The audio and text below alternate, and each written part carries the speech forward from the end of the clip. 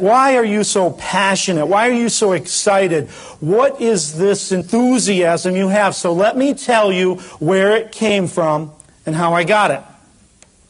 When I was 11 years old, had a wonderful life, fairy tale life. Mom and dad, very poor, but they loved the heck out of me and my brother and had a wonderful life. But when I was 11 years old, I woke up in the middle of the night. I heard a horrible noise. I ran in. My mother was crying. She was on the telephone, and my dad was screaming. And I got in bed, because that's where I always went when I felt unsafe, was into my parents' bed. And I held my dad, and he was crying and gasping for breath. I remember he had sweat. His whole body was sweating. Then he threw up on me, and he was gasping.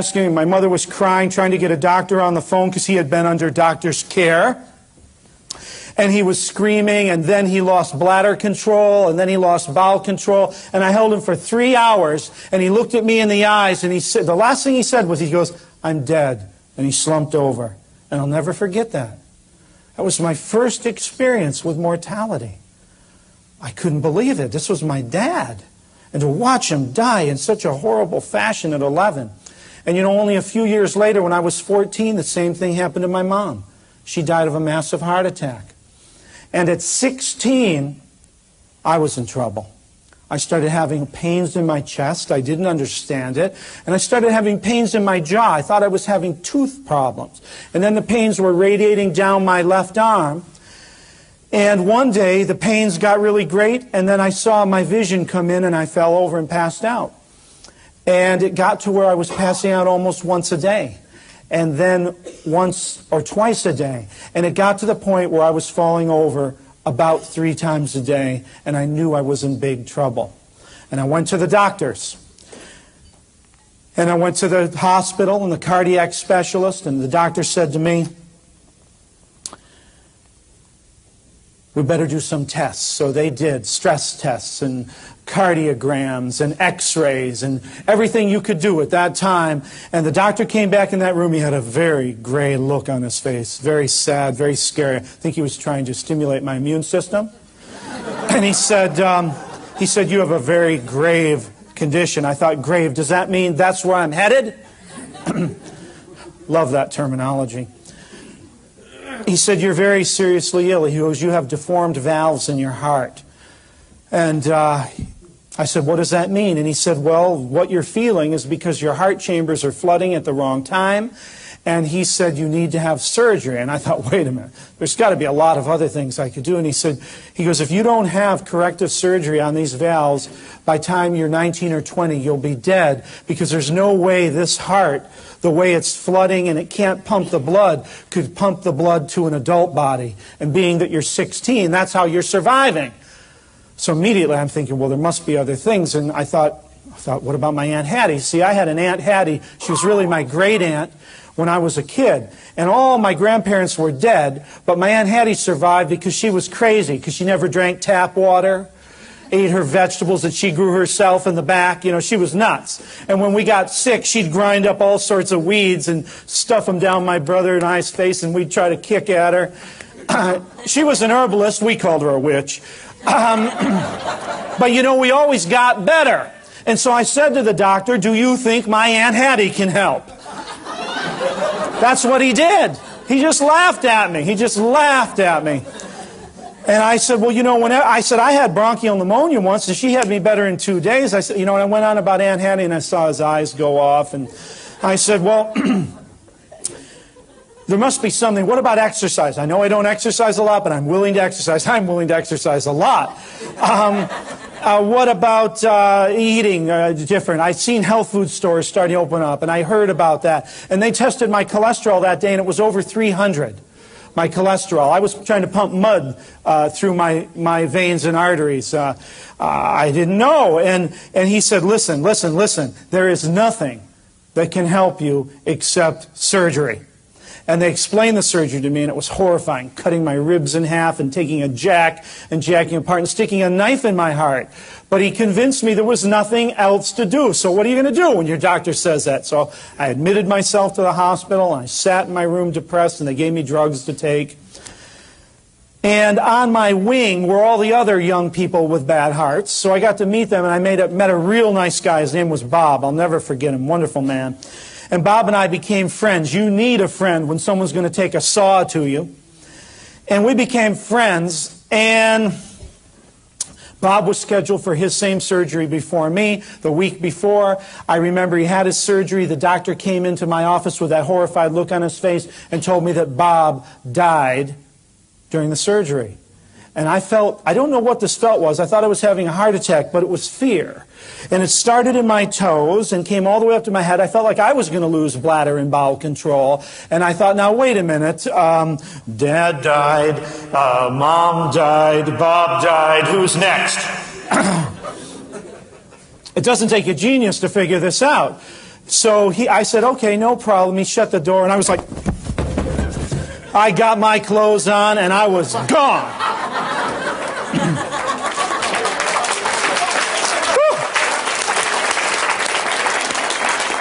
And I went down the road, and I just started telling everybody about my problem. I figured there's got to be answers out there. I mean, when you start thinking about taking that saw out of the garage and cutting yourself in half and sticking knives in your heart, I thought I'd rather drink battery acid mixed with donkey crap. I mean, you couldn't come up with a torture that I wouldn't do. So I said to everybody, what can I do? I got this heart. And the first person I ran into said, well, I think if you eat less red meat, it's better for your heart. And I had kind of heard that, but I thought it was some kind of anti-German group. Because, you know, I had blood for breakfast, lunch, dinner, and dessert. And, a little sugar thrown in. But we never ate any of that green stuff on the plate. We'd scrape that off and give it to the dog, and he wouldn't eat it either. There was always blood in my plate. And I thought, to stop that, I mean, that makes you strong. That makes you healthy. So I had to learn about my food program. And we're going to talk about food a lot later. And then I had to learn about cleansing and detoxification. And I already knew how to change the oil on a 1950 Ford. But I had no idea how to change the oil on this thing. And that was new. And I had to learn about moving my body. I had to move my body to be healthy. And I had to learn about expressing myself.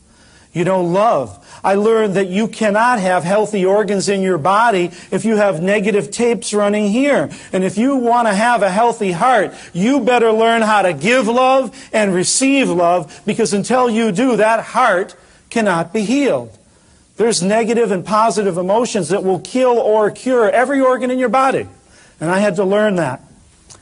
And it took me about 3.5 years on this program that I put together in a hodgepodge way, just doing anything and everything. Walked in the health food store and I said, what do I do? And they said, sunflower seeds. Okay, give me 100 pounds. I mean, I did it all. 3.5 years later, I went back to the doctor and I said, I think I'm well. And he didn't even remember me. Then he got my file and he goes, oh, yeah. He goes, you left the hospital. And I said, yeah. I said, check me out. And so they did electrocardiograms and x-rays and stress tests and all different cardiograms. And he came back in that room and he had that same horrified look on his face. And he goes, I just don't believe this. I don't believe this. He obviously was not a believer. I don't believe this. And he was shaking his head. He said, if I didn't have the test results, if I didn't have the pictures of this deformed heart, I would have never believed it. But he said, your heart's perfect. Your heart's fine. There's no deformity in those valves. It's like someone put new valves in your heart. And I said, wow. I said, I knew that. And he said, how did you know that? And I said, well, listen to what I did. And I started telling him about some of my Aunt Hattie's routine. And then I started telling him about the carrot juice and some of the things. And I could see him writing, obviously, delusional, mildly schizophrenic. I could see him writing. He didn't care how I healed myself. That wasn't his business. That wasn't his job. His job was knives and baboon hearts and drugs and nitroglycerin. That was his job. This wasn't his job. He goes, you've had a miracle. And I said, yes, I know. But I said, I did a lot of work to make that miracle happen. God helps those who help themselves, right? I did a lot of work to make that miracle happen. He had a very, very shocked look on his face. So I left. Now I'm going to skip a little ahead in my timeline here so you understand about this passion and enthusiasm. Because a few years later in naturopathic school, I was making an ointment with a big 5-gallon pot of oil. And I walked out of the room and left it on high by accident. And when I came back, the oil was boiling and in flames. And I had taped all over the walls in this lab little herbal formulas that I was working on, about 1,000 of them, and they were all in flames too. And so it was like, emotionally, I just couldn't believe it. I thought, I got to get this pot out. And when I got close to it, it fell off and covered this hand. And my hand immediately burnt right up into a little ball. And it was on fire. I was watching it flame. And I quickly put it under water and wrapped a towel and doused it out and sat down. And I thought, uh-oh, I've done some pretty good damage here. And I opened it up and I couldn't get my hand open. And I looked and it was really badly burnt. And I was in shock. I could feel it. And I thought, natural healing, I'll be able to fix this. I was a believer, I thought. After a couple days, I realized I had done some tremendous damage. And then your friends come in, and they always help you by telling you that you could die of infection. You better go see a doctor now. See, we need the doctor now. And I thought, I better go see a doctor now. And I went to a friend of mine, a friend who was a medical doctor, and he said, this is a really bad burn. He said, you have to go to a burn specialist. I got a friend. You go see him right now. He deals mainly with hands and fingers. This is the top burn guy. Go see him. I knocked on his door, went in his office, and he said, this is pretty serious, did some tests. And he said, well, he goes, you're in for some work here. There's a lot of trouble. And I said, what's that? And he said, this is a 4th-degree burn. I had never heard of a 4th-degree burn. I said, what is that? And he said, you are burnt all the way to the bone. All levels of your skin are burnt and gone. And I said, well, it doesn't look that bad. And he said, look, took a tweezers, and right here where you see this pigmentation, he picked all the flesh off all the way down to the bone. All the little tendons and ligaments gone, little muscles, all flesh gone. I could see my bone. And I'll tell you, when you see your bone, it's a pretty lightning experience. I felt that fear come on. I felt like I was going to faint. My body started trembling. And he said, look here. And he put this clamp on my thumb, and he pulled it off like a cooked chicken. My whole casing, my nail, everything. Wow, this guy was trying to heal me? I said, my hand. And he said, that's 4th degree. And he said, you need massive skin grafts. And I said, well, can't. And I started telling the story about my heart and my Aunt Hattie and my natural healing experience. And he said, no, no, no, no. He goes, you have no skin. Not the 1st level, not the 2nd level, not the 3rd. You have no skin. It's gone. You have bone. He goes, you cannot grow skin cells from bone cells. It started making sense. He said, you can't grow skin from thin air. That started making sense. He scared me. He said, we're going to have to sew skin onto your hand. And after about a half hour, I thought, sew it on. Just give me a hand. I can't take this. Give me a hand. And he said, okay. He convinced me. And he said, will you take your pants off? I thought, well, that's kind of a weird request. I mean, I was in Hollywood, but I thought, take my pants off. So you do what your doctor says. I take my pants down, and he puts his hand on my butt, and he goes, well, this is where we're going to take the skin from. I thought they had like a sod farm out there or something where they grew this stuff.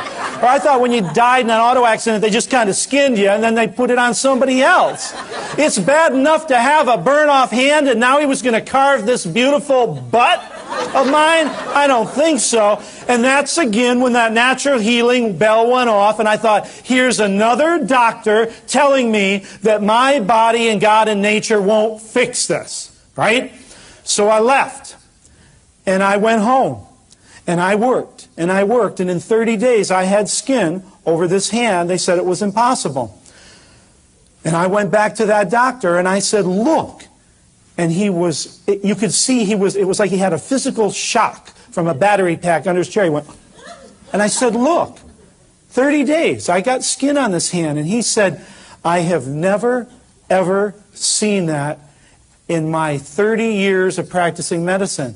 And I said, you've never seen it because all you do is sew people's asses onto their hand. Right? I mean, how can you see the power of nature and God and your own healing ability if you don't give it a chance. This is about trusting and believing again, right?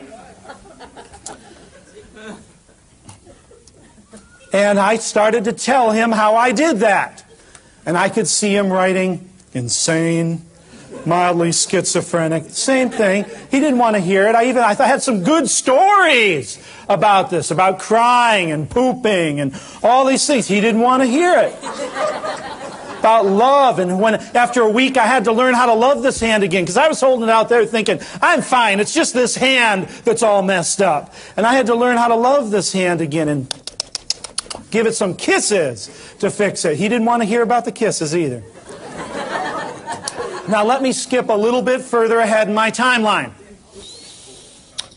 Part of my exercise program, I thought, I want to ski. I saw a Warren Miller video.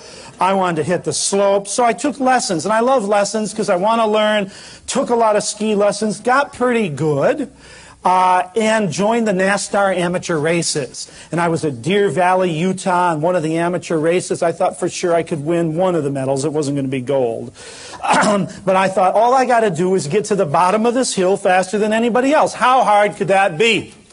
And I'm going down and I'm doing the bamboos and hitting the bamboos and then got one turn left and I'm looking at the numbers. I shouldn't have been looking there. I am on my downhill ski. I got my full weight forward. I'm feeling great. That's what I heard. Just this big.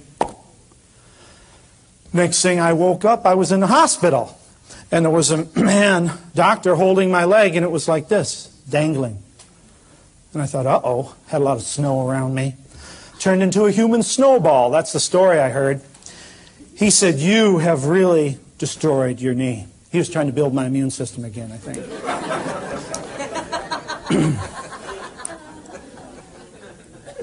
He said, it's bad. He goes, it's so bad, we don't even want to look at it. He goes, I'm going to splint you, and you get back to Los Angeles and go see the best orthopedic group in the world. They're right there in L.A. They work on a lot of athletes. Go see them. I thought, okay. Came back to L.A., went to see the guy. They took an x-ray, and he said, you've done it. He said, it doesn't get much worse. He said, you have torn out your medial collateral ligaments all on the inside of your knee. He goes, they're gone. He said, you've torn up all your interior cruciates right here in the middle of your knee. He goes, they're gone. It's spaghetti. He goes, you've torn your cartilage, you've torn your meniscus. He said, there's just a little skin and some outside ligaments that are just holding your leg on. He said, it's gone. He said, this is about as bad as it gets. He goes, you need to get surgery immediately. We're going to admit you right now. I thought, well, wait a minute. Isn't there something? Maybe my Aunt Hattie's got something for here. I don't know. I started telling him about my hand and my heart, and he said, I understand that, but this is different. He said, this is a physical damage to your knee. You need to have it surgically repaired. And I thought, well, wait a minute. What about all the love? I'm going to love this knee and herbs and juices and all the things I'm going to do. He goes, look, he goes, I'm not going to kid around with you. He goes, I deal with injuries like this all the time. He goes, it's bad. It's real bad. He goes, you know, if you don't get it fixed immediately, there won't be nothing left to fix. He said, in fact, these ligaments are so broken and so far apart and so destroyed, we're going to have to take the ligaments out of a dead body and sew them in your leg. And now I was in the room with Dr. Frankenstein.